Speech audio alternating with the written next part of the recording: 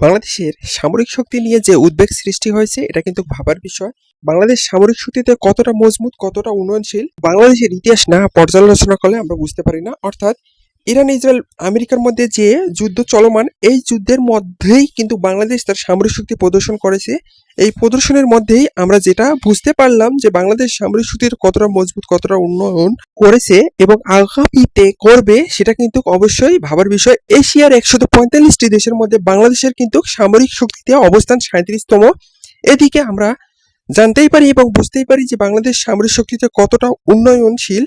অর্থাৎ বিভিন্ন উন্নত দেশগুলো যেরকম সামরিক শক্তিতে উন্নত, সেক্ষেত্রে বাংলাদেশ এশিয়ার মধ্যে উন্নয়নশীল দেশ হওয়া সত্ত্বেও যে 37তম স্থান দখল করে রেখেছে, এটা কিন্তু অত্যন্ত একটি গুরুত্বপূর্ণ বিষয়। কারণ শেখ হাসিনা অর্থাৎ আওয়ামী লীগ সরকারের আমলে বাংলাদেশ যদিও সরঞ্জাম ক্রয়তে অভ্যস্ত ছিল কম, সেক্ষেত্রেও বাংলাদেশ কিন্তু অনেক দূর এগিয়ে, অর্থাৎ সামরিক শক্তিতে অনেক দূর এগিয়ে। অনেকেই কিন্তু এই বিষয়টাই নিয়ে ট্রোল করতেছে, অর্থাৎ বাংলাদেশের উন্নত প্রযুক্তি নেই, বড় বড় মিসাইল নেই। আসলেই কি বাংলাদেশের উন্নত প্রযুক্তি নেই, বড় বড় মিসাইল নেই? না, এটা কিন্তু ভুল ধারণা।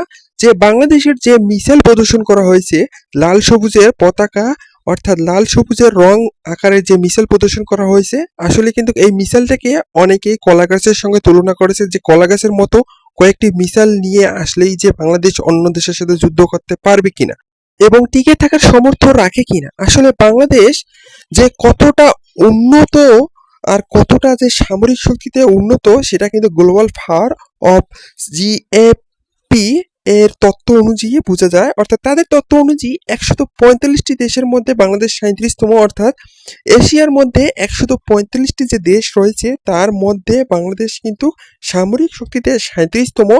এখানে উন্নয়নশীল দেশের প্রসঙ্গ আসতেছে, উন্নতশীল দেশের প্রসঙ্গ কিন্তু আসতেছে না। অর্থাৎ উন্নতশীল দেশের কথা বাদেই দিলাম, উন্নয়নশীল দেশের মধ্যে বাংলাদেশ যেটি অবস্থানে রয়েছে, সেটা কিন্তু গ্লোবাল ফায়ার পাওয়ার জিএফপি 2024-এর সূচক অনুযায়ী বাংলাদেশ বিশ্বের 145টি দেশের মধ্যে সামরিক শক্তিতে 37তম এবং এবং দক্ষিণ এশিয়ার চতুর্থ শক্তিশালী দেশ।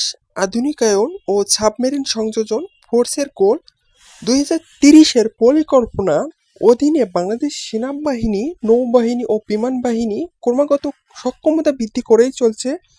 তাহলে আমরা বুঝতেই পারি যে বাংলাদেশ কতটা উন্নত করেছে সামরিক শক্তিতে। সেক্ষেত্রে আমাদের ট্রোলের কোনো অবকাশ নেই, অর্থাৎ আমাদের ট্রোল করে এখানে কোনো লাভ নেই। তো আলহামদুলিল্লাহ,